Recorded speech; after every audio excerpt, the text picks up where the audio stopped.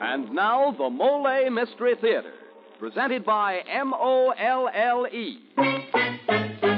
Molle, the brushless shaving cream that guards your tender skin with its special protective film.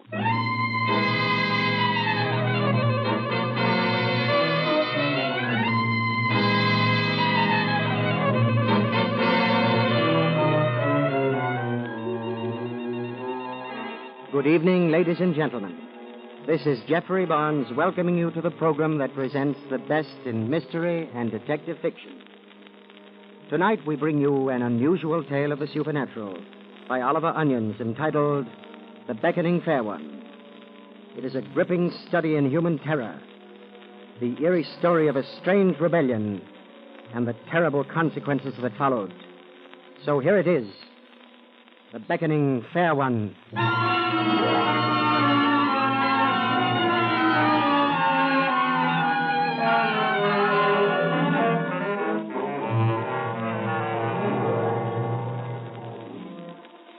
My name is Paul Oleron.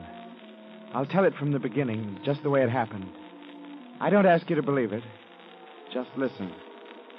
I was working on my new novel, Romilly, when I decided to move. I looked over a couple of places and finally discovered one I liked. Of course, it's not a new house, Mr. Oleron, but we'll do the place over for you any color you like. They're certainly quaint-looking rooms, aren't they? Plenty of atmosphere here. You writers will have your atmosphere. Are you sure you won't reconsider about taking the whole house, I mean? You never know who might rent the other floors, you know. Well, if you don't mind my saying so, Mr. Barrett, you're not likely to have many people interested in living in this old relic. Oh, it's not as bad as all that. But I rather like the idea of being the only tenant in this venerable mansion. Just as you like, Mr. Oleron. Leave it to me, Mr. Barrett. I'll make my corner of it cozy enough.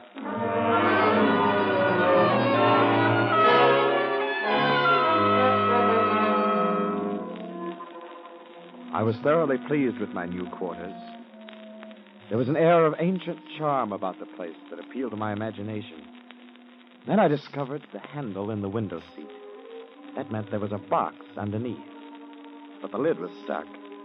I went to work on it with mallet and chisel.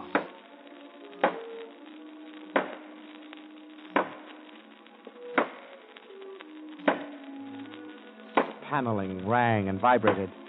The whole house seemed to echo. Finally, I loosened the lid and pried it up. I drew out something soft and yielding, covered with dust. It was some kind of a large bag, triangular in shape. It had wide flaps and buckles. I couldn't imagine what it had been used for. Soon lost interest in it, depositing it in a corner of the room. Then I set about removing a large nail from the bottom of the lid. I spent the rest of the afternoon putting my manuscripts into the box. In the evening, Elsie Bengo paid me a visit. Elsie worked on a newspaper, and she was always enthusiastic over my work, especially the new novel, Romilly. Well, Elsie, what do you think of the place? Oh, I don't know, Paul. I like the last place, in spite of the black ceiling and no water tap. How's Romilly coming? Not very well. Are you stuck? Yep. Can't seem to get on with it. Paul, would you like to read me some of it? You don't understand, Elsie. I haven't done any more on it. Not a line. Paul, you're joking. Perfectly serious. I'm even considering scrapping the whole 15 chapters and starting over. Making Romilly a different type of woman. You mean you're really going to scrap those 15 chapters? You seem more concerned about it than I am. Well, maybe I am. You've got what you've been working for almost within your reach. A novel that'll make you famous. You still have a lot of confidence in Romilly, don't you? And now you just want to scrap the whole thing. Paul, it's unforgivable. Oh, what's the difference, Elsie? The important thing is I'm happier here than I've been for a long time. I'm sorry. I didn't mean to lecture you. It's just that... Well, I feel so close to Romilly. Paul, what's this thing in the corner here? Suppose you tell me.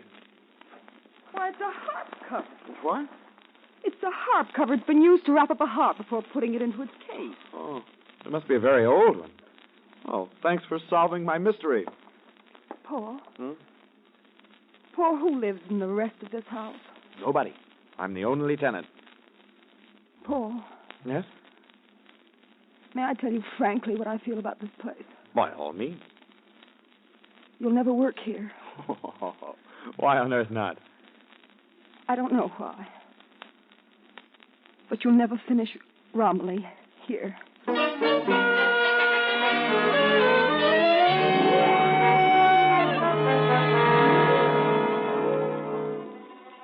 That night, I sat by my fire, pondering over Elsie's prophecy. I looked around the room. It filled me with a sense of calm I'd never known before.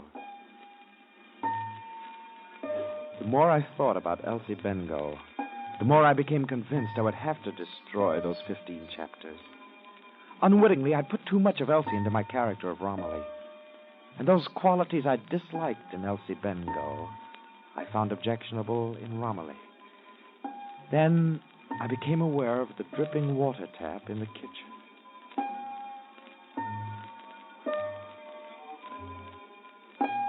It had a tinkling range of 3 notes on which it seemed to play a tune. In my mind's eye, I could see the gathering of each drop, its little tremble on the lip of the tap, and the tiny musical sound of its fall. I found myself waiting to hear each drop over and over again.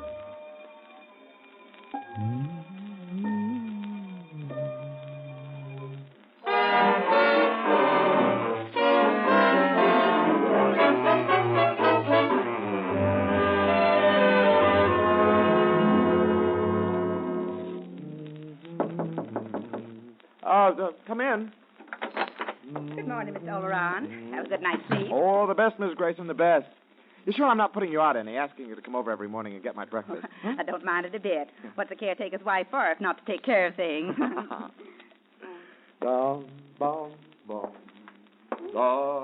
Dear me, but that's a very old tune, Mr. Oleron. I haven't heard it in these 40 years. Hmm? What tune? Oh, the one you was humming. It's called the Beckoning Fair one. Sing it for me. Dear me, I haven't got any voice, but if you want, it went something like this.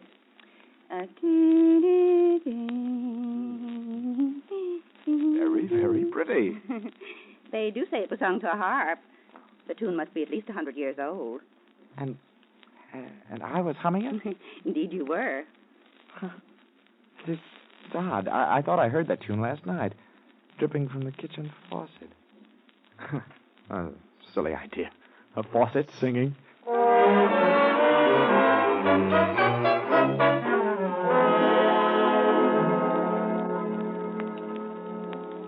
As time passed, I became more and more attached to my apartment. But Elsie Bengough did not share my enthusiasm.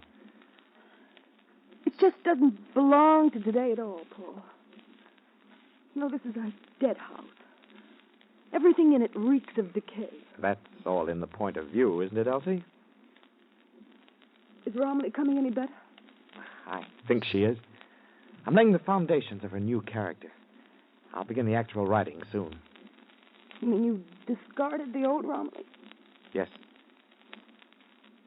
Oh, where's the manuscript? In the window box. What do you want it for? I want to read you some of it. Bring you back to your senses. Maybe you'll hear someone else read. Oh! What's the matter, Elsie? Nothing. I just cut my finger. You ought to take that nail out of the lid, Paul. But I thought I did. Oh, here, let me bandage it. Please don't worry about it, Paul. It's only a scratch.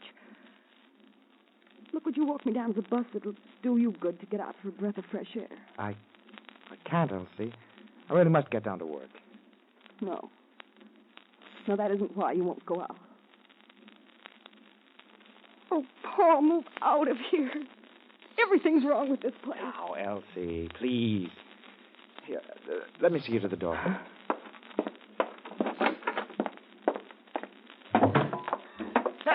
Elsie! This step. I put my foot through Oh, it. you poor girl. It's so funny. Elsie. First this nail and now this step. Oh, Lord, it's so funny. Elsie, let me help you. No, don't let me go. Elsie. Please let me go away. I'm not wanted here.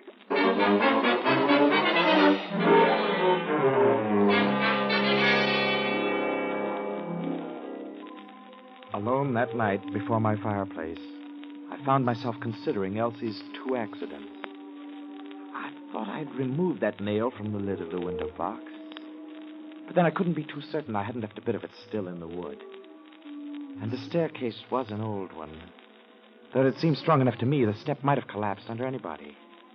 Poor Elsie simply happened to be the victim.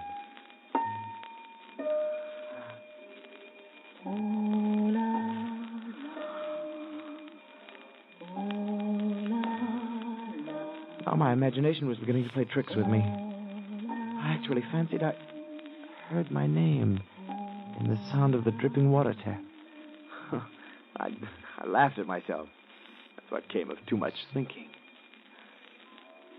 Suddenly, I stopped laughing. I heard a rustling sound. It seemed to be coming from the center of the room. For a moment, I couldn't identify it. It was a long, sweeping sound, with a faint cracking in it. What is it? What's there? Who's there? That sound. It's a woman combing her hair. I've got to get out of here.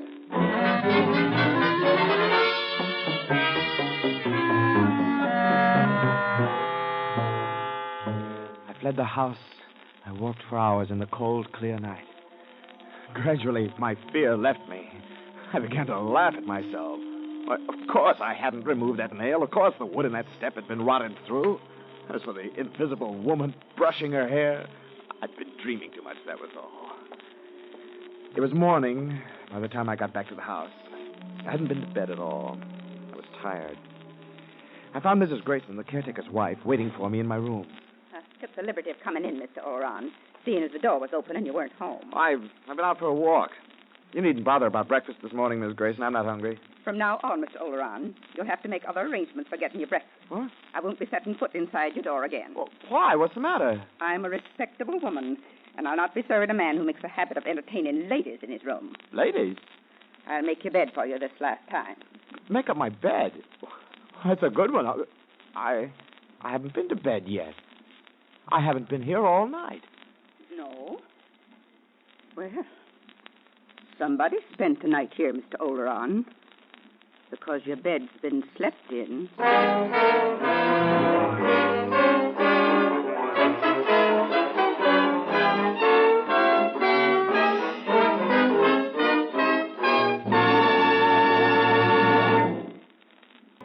Paul Oleron, writer, had not been in his new living quarters long before strange things began to happen. Nails put themselves back into the wood. A leaking water tap played an old tune, and an invisible woman appalled Oleron's soul by combing her hair. He has just returned to his rooms after spending the night walking the streets and contemplating the beckoning fair one.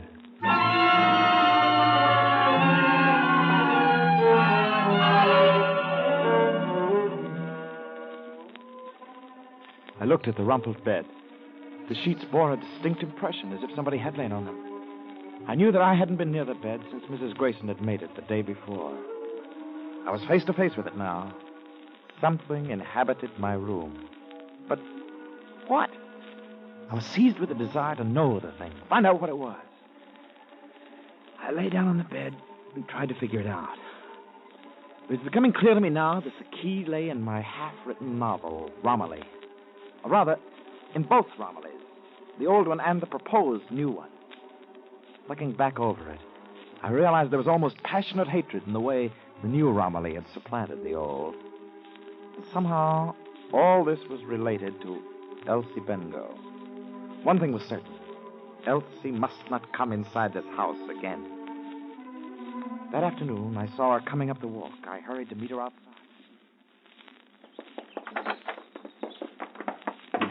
I'm sorry, Elsie. I'm just going out. I've got an appointment downtown. You want to walk along with me? Paul, you haven't any appointments. You just don't want me in the house. Well, I only wanted to tell you that everything's over between us. Well, Elsie. Let me finish, Paul. Something strange is happening to you. Please, Elsie. But if you ever... If you ever need me, Paul, somehow I'll know it. And then I'll come.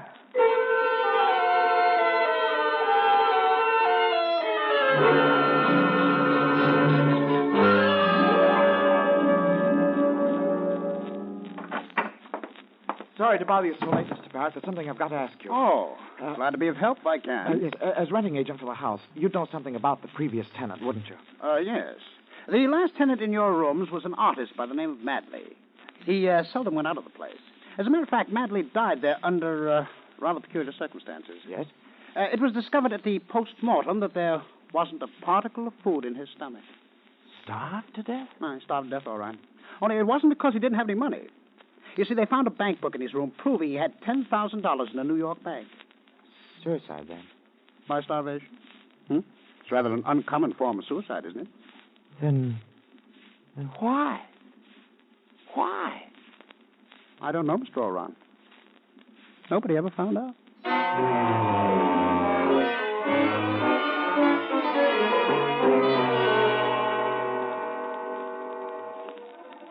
I returned to the house. That there was a strange presence there, I was convinced. And now that I'd rid myself of Elsie Bengo, who had been the old inspiration for the character Romilly in my novel, I hoped to meet the beckoning fair one, she who was becoming the new inspiration.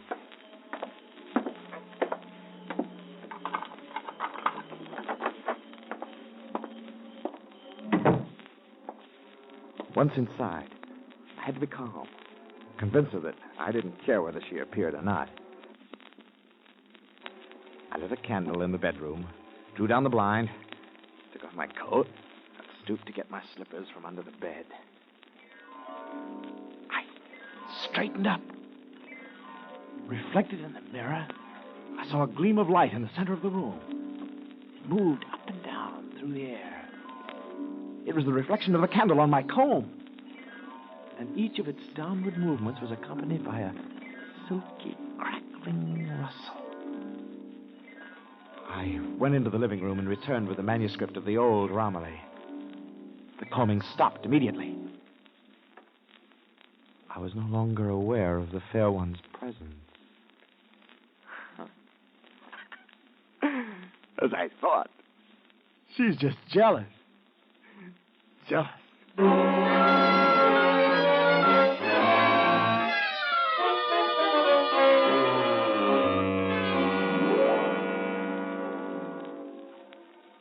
Night after night passed, and still I did not see her.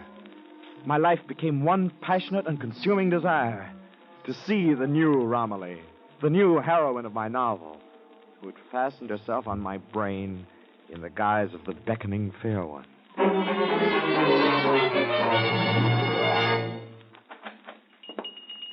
Yes, sir?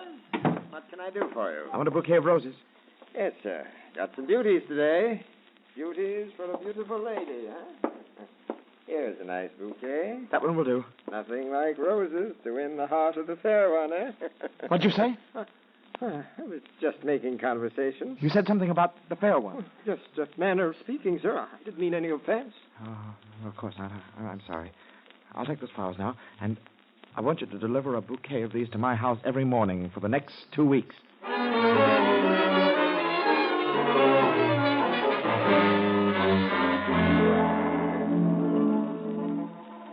I'd made the arrangements with the florist so I wouldn't have to leave the house at all. I hoped the flowers would unbend her coy, stubborn will. They did no good.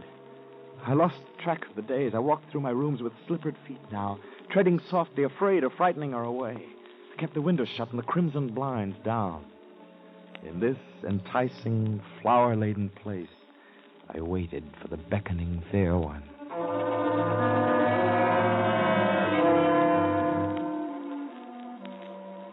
I searched my mind for some reason why she held herself back from me. Suddenly it came to me. The manuscript of the old Romilly, those 15 chapters. I was a fool to think that the new Romilly would show herself to me as long as there existed evidence of my former attachment. I took the manuscript from the window box and was about to throw it into the fire. No! Who's there? It's Elsie. Go away. I can't see you now. Please let me in, Paul. No. Paul, you're in trouble. I know you are. I'm all right. Go away. Paul, I only want to help. I promised I'd come if you needed me. Paul. Paul. Please answer me. Paul. I didn't answer. Paul. She was a fool. Coming here where she was not wanted. Why didn't she leave me alone? Her voice only irritated me. Soon her calling stopped. I heard her footsteps going down the stairs.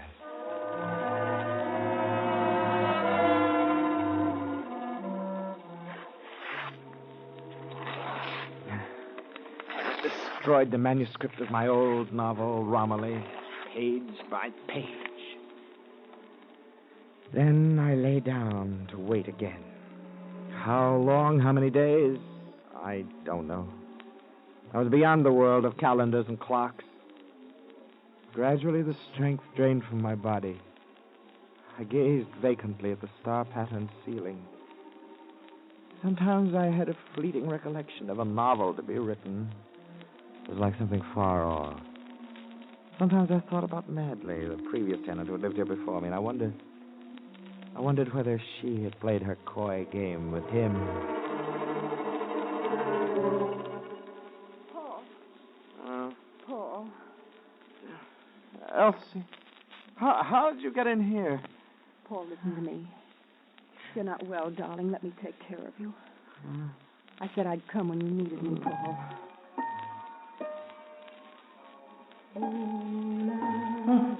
Wait.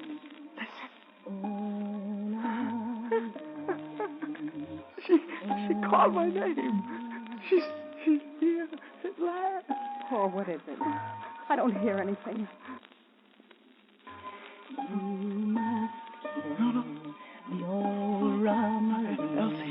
Elsie, get out. Quickly. No, I won't leave, Paul. Elsie, you must kill.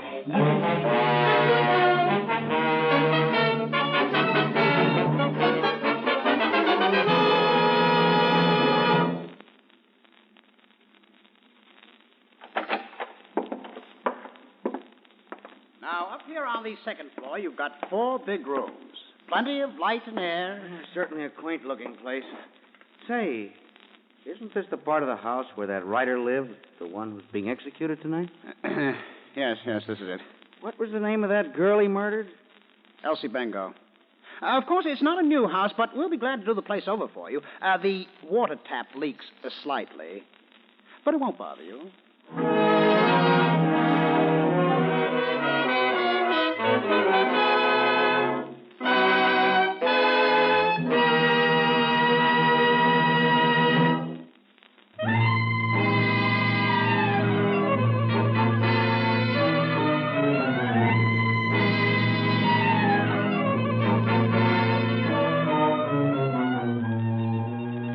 The original music for the Molle Mystery Theater is composed and conducted by Jack Miller. The Beckoning Fair One was written by Oliver Onions and adapted for radio by Eric Arthur. Until next Tuesday, this is Dan Seymour saying good night and good shaving with the brushless shaving cream that puts face protection first. Molle.